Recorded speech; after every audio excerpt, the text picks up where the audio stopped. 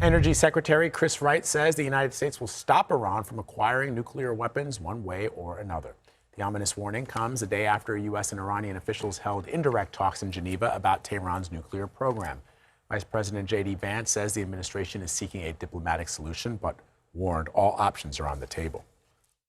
You know, in some ways it went well. They agreed to meet afterwards. But in other ways, it was very clear that the president has set some red lines that the Iranians are not yet willing to actually acknowledge and work through. So we're going to keep on working it. All right, for more on this, we are joined by our friend, CBS News military contributor, Lieutenant General H.R. McMaster. He's also a former national security advisor from the first Trump administration. General, it's always good to see you. Hey, Vlad and Chanel, great to be with you guys. Good morning. So these talks, as you know, come up as the United States is building up their presence in the region with the second aircraft carrier on the way and Iran holding naval drills. And we ask this from time to time. What are the potential? I mean, are we on a? I don't want to say that we're on a collision course for military action, but we have seen military action from this president in recent months. So could we see something like that in the weeks and months ahead? I guess what are the red flags, yeah. right? Right. Well, Vlad and Chanel, I think the chances of a sustained, air and strike campaign against Iran are very high. I would put over 80%. And the reason why I think that is because of the intransigence of the Iranian regime, who has been, permanently hostile to the United States for the last 47 years.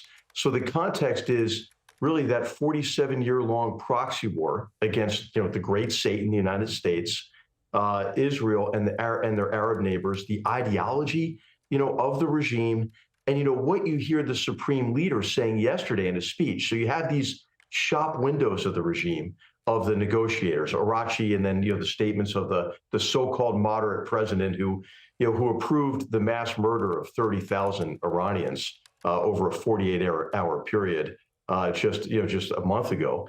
And so, you have this intransigence and them saying, hey, we still want to enrich uranium. We still want to maintain our missile programs.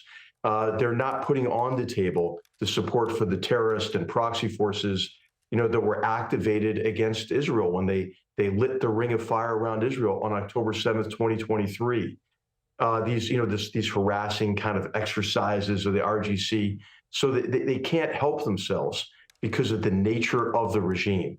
And so I think President Trump, having said to the Iranian people, hey, I'll support you, I think ultimately will make not only good on that, but probably conduct strikes against, the missile programs. Maybe that RGC Navy goes away, Vlad and Chanel, because this is a regime that I think is, kind of in its death throes. You've got the supreme leader who's, 87 years old.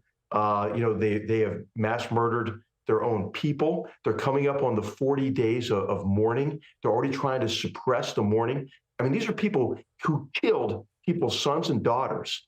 And then when the parents went to claim the bodies, they made them pay for the bullets. They made them sign false statements that they have been working for the Basij, or, the repressive arm of the regime. So, I mean, these are heartless people, and they've run out of runway in terms of the Iranian people are sick of it. Now, the sad part is, these authoritarian regimes only have to be stronger than any organized opposition. And this is why I think President Trump is going to decide to try to weaken the regime further, to go after the repressive arms of the regime, but those other capabilities that could be used to respond to a U.S. campaign against those repressive arms. Before we leave you, I just want to also ask about Israel and how you see it factor into this. Yeah, well, it's a big factor. So as I mentioned, October 7th, we have to remember, that ring of fire that was lit around Israel. I mean, it would have been, if you adjust per capita, the number of people murdered and those captured and tortured and raped and it would have been the equivalent of over 30,000 Americans adjusted for population. So this was really, I think, in the eyes of Iran, the opening stage in an effort to destroy Israel and kill all the Jews. And when people hear that, think, really? Yeah, really? That's what they say they're going to do. And that's what they built up around Israel, not only with Hamas in Gaza, but also in the West Bank, and especially with Hezbollah. And so what Israel did effectively after that failure of not being able to see that October 7th attack coming is that they rolled back Iran's proxy forces.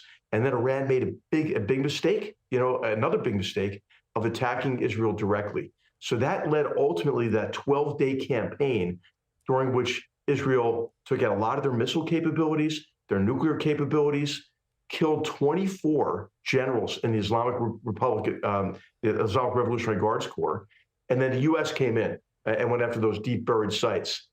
They also destroyed their air defense. So there's a window of vulnerability here as Iran is racing to rebuild their missile capabilities, to reconstitute maybe a little bit their nuclear program, to strike some of these capabilities again.